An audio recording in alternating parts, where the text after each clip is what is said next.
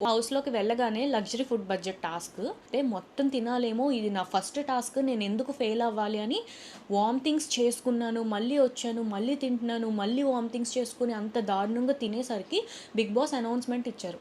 అంత బలవంతంగా తినొద్దు. మీరు ఎంత కావాలంటే అంత సరిపడా తినండి అని చెప్పారు. ఆ రోజు చెప్పిన తర్వాత నుంచి నేను లిమిట్‌గా ఆర్డర్ చేసుకోవడం స్టార్ట్ చేశా.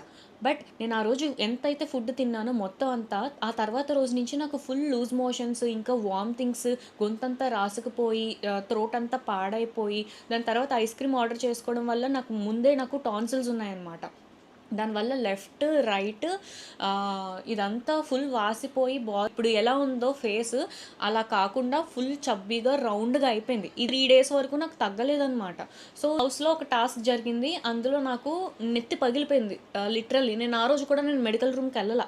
ఆ రోజు నాకు ఫుల్ హై ఫీవర్ వచ్చింది. నా పక్కన సుమన్ గారు గాని ఇంకెవరైనా కూర్చుంటే వాళ్ళకి వేడి సెగలు నా కళ్ళల్లోంచి ఉఫ్ అనేసి అన్నా సరే, వేడి సెగలు తగిలేవి. అంత హై ఫీవర్ ఉన్నా సరే వాళ్ళందరూ నన్ను ఫోర్స్ చేసి నేను మెడికల్ రూమ్‌కి అసల వెళ్ళలేదు.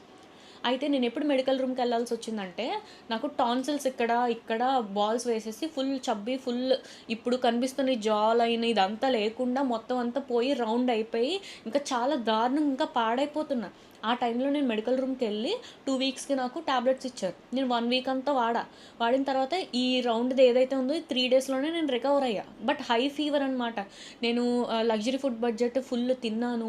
అది పూర్తిగా కంప్లీట్ చేయాలేమో అనుకుని తిని కక్కేసి లూజ్ మోషన్స్ చేసుకొని హై ఫీవర్, ఇంకా థైరాయిడ్, ఇంకా టాన్సిల్స్ ఇవన్నీ ఒకేసారి నేను కంట్రోల్ చేసుకోలేకపోయా. అయినా సరే ఇన్ని హెల్త్ ఇష్యూస్ పెట్టుకొని కూడా నేను బయటకి చూపియకుండా ఎంటర్‌టైన్ చేయడానికి ట్రై చేశాను. టాస్క్‌లో 100% ఇవ్వడానికి ట్రై చేశాను. మెన్స్‌తో ఈక్వల్‌గా నేను ఫైట్ చేశాను. ఇన్ని పెట్టుకొని కూడా నేను ఏ రోజు కూడా నా వర్క్ నుంచి నేను తప్పించుకోలేదు కూడా.